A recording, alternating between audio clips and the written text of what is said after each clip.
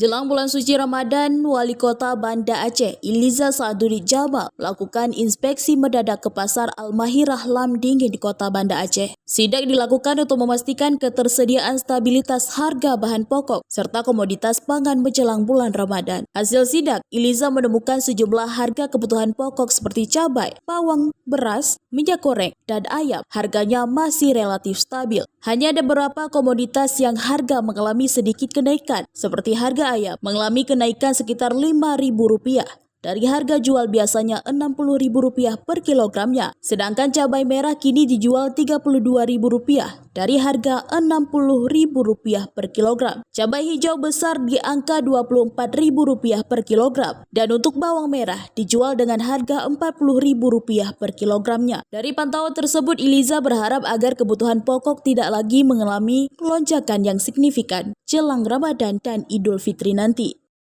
Kalau kita bisa antara satu dan lainnya itu Banda Aceh relatif stabil ya. Harapannya kita nanti menjelang Ramadan tidak terjadi lonjakan harga yang cukup tinggi karena memang kondisi inflasi kota masih cukup baik untuk Indonesia. Jadi sebelum ikut retret saya mengunjungi langsung ke pasar-pasar dengan harapan nanti dinas itu benar-benar melakukan pemantauan, dan kita coba membuka pasar murah juga untuk masyarakat agar bisa meringankan beban masyarakat. Tadi ada usulan misalnya menjual sapi secara subsidi, kita coba pelajari, dan jika kita punya kemampuan anggaran ya kita akan juga memberikan subsidi untuk agar harga itu benar-benar bisa stabil.